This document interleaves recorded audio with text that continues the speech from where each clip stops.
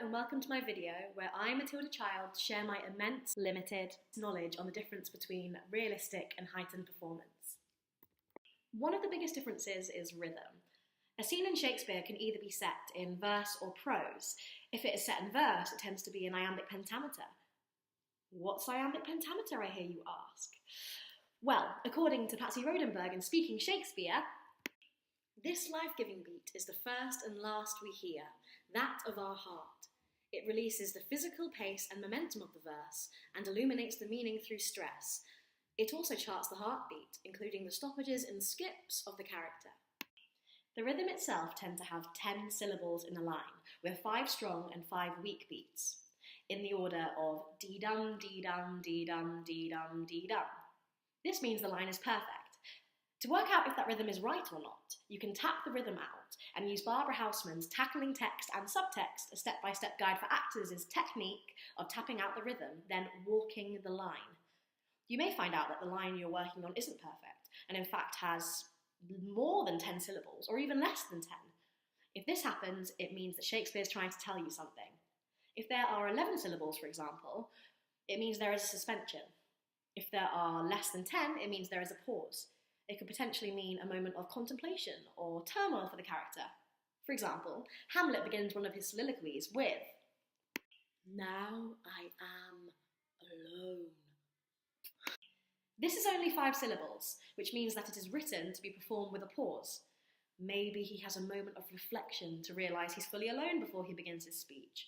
Or maybe he says the words, then languishes in the pleasure of being alone. Modern theatre tends to not be an iambic, and instead would be considered as prose. The rhythms of modern text seem to be freer and can be more down to the interpretation of the director. A more contemporary playwright that does like to make his use of rhythm clear is our good old Harold Pinter. Here is an example from his 1960 play, The Dumbwaiter. "When's he going to get in touch?" Pause! Yes, I'd like to see another football match. I've always been an ardent football fan. Here, what about coming to see the Spurs tomorrow? He likes to use the word pause or beat in his writing to make his intention clear for any director or actor. Both Pinter and Shakespeare P knew how they wanted their words to be delivered. In Restoration Theatre, there is a technique that the playwrights used in terms of rhythm.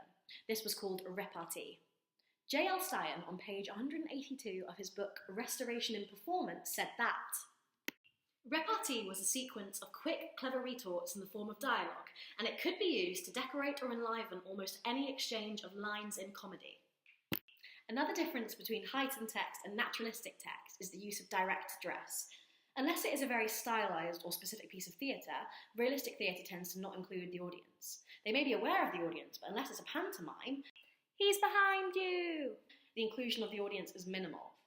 In both Restoration and Shakespeare, there are many asides towards the audience, which makes the audience feel like they're a part of the action and have a little inside joke with the actors. Whilst Brecht is considered a fair bit more contemporary than them, he also liked to use direct address in his work. Acclaimed author of the Brecht Toolkit, Stephen Unwin wrote, "Brecht emphasised the importance of maintaining a continuous awareness of the audience, fundamental to Shakespearean acting, and the value of direct address. It is of course necessary to drop the assumption that there is a fourth wall, cutting the audience off from the stage and the consequent illusion that the stage action is taking place in reality and without an audience. That being so, it is possible for the actor in principle to address the audience direct." Brecht and the old boys may get along yet. Now we've had a chat about a few of the differences, maybe it's time to discuss some of the similarities. In both realistic performance and heightened performance, the application of the given circumstances is very important, as otherwise the performance will be of low quality and won't be very detailed. In case you're wondering a little bit about the given circumstances, well, they consist of Uta Hagen's 9 questions that she chats about in her book, Respect for Acting, which are: who am I? Character. What time is it? Century, year, season, day, minute. Where am I?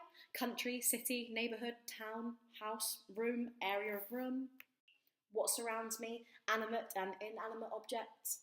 What are the given circumstances? Past, present, future events. What is my relationship? Relation to total events, other characters and to things. What do I want? Character, main and immediate objectives. What's in my way? Obstacles. What do I do to get what I want? The action, physical, verbal? If you answer these questions, you begin to understand your character and their life. You'll need to take these further and more detailed with your heightened character, as you'll find the stakes for your character are a lot higher than it would be in a naturalistic piece. For example, Isabella needs to convince Angelo to let her brother go free from prison, or he'll be put to death and she'll lose him forever in Measure for Measure. Similarly to the stakes in heightened text, the physical transformation is important in both styles, but must be pushed further and be more concise than naturalistic text. To create a character in naturalistic performances, we have explored the Laban efforts: flick, float, press, dab, glide, punch, slash, ring. With heightened performance, in my opinion, it is important to use the efforts to find the internal rhythm of the character. This physical inner rhythm affects the voice and language to begin to create a well-rounded character. Exploring the elements as well, I find helps with the transformation. The percentage of the element carried through to performance would depend on whether it was heightened or naturalistic. I wish I could talk for longer about all these differences and similarities, but alas, I've reached my 1,000 words and I'm down to my last 2 brain cells. So, it's been real, peace out, and I hope you feel more informed about all of this.